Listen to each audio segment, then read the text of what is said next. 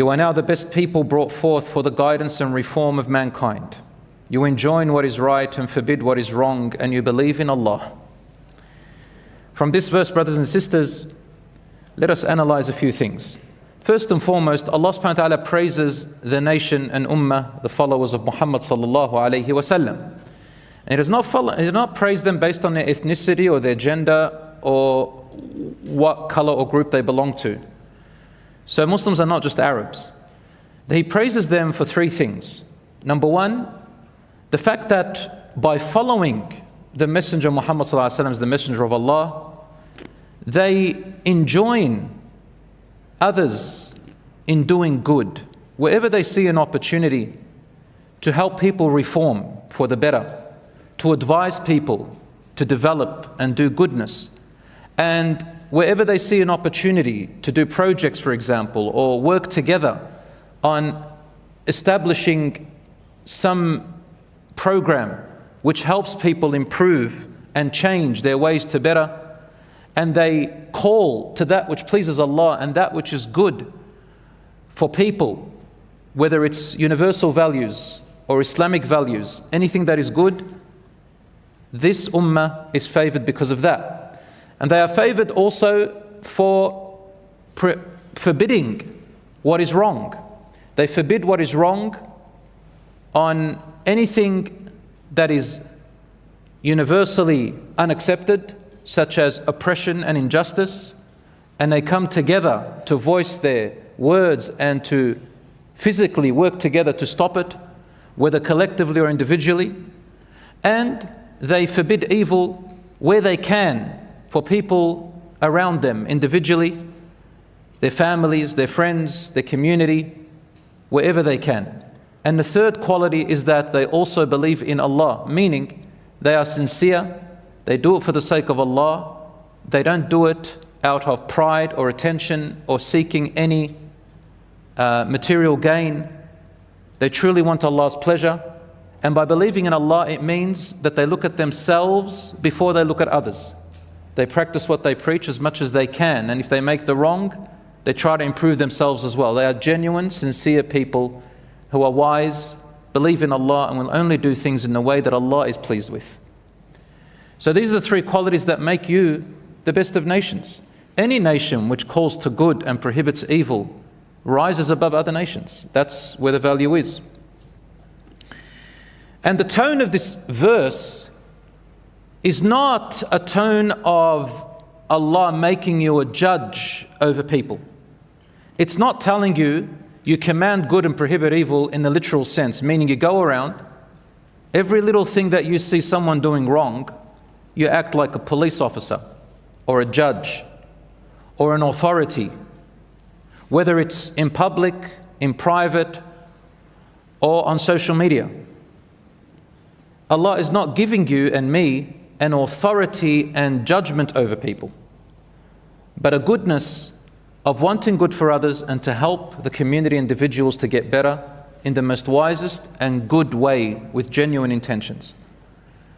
It means helping and advising the community you live in and individuals you interact with, is what the scholars said, wherever you can and wherever there is a good cause to change bad to good, good to better, and minimize the bad. It can be done on a collective level or individual level. For example, helping someone improve on something, stopping someone from committing a wrong act against someone else or against themselves, teaching, educating, writing, discussing, can be done by action and behavior, for example, if talking is not good, role modeling in a gathering, in a public speech, through a second or third party. You might go to the Imam and say, "Ya Imam, there are people who come to the masjid, they're very bad to their parents, there are people still not praying, there are people who are dishonest in their trade, there are people who are like this and like that. Imam maybe can give a public khutbah," and Imam gives a khutbah without exposing or pointing at anybody. It's called wisdom and goodness. That's commanding good and prohibiting evil.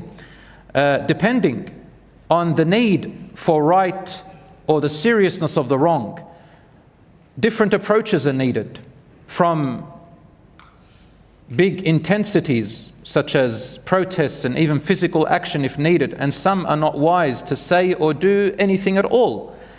depending on the situation, and harm versus the benefit, clarity versus ambiguity of the situation, and knowledge versus ignorance of the situation. All of this comes within the guidelines and the wisdom of enjoining that which is right and forbidding that which is wrong, commanding that which is good and prohibiting that which is wrong. My brothers and sisters, what is the ruling among the scholars about prohibiting what is wrong and enjoining what is right? They said that, majority of them said that this is a collective obligation, not on every single individual. Not every single individual has to, at all times, command good and prohibit evil in all circumstances. It's a collective thing. It's called in Arabic fard kifaya. Allah has honored the Muslim Ummah by calling it the best of nations in the Quran.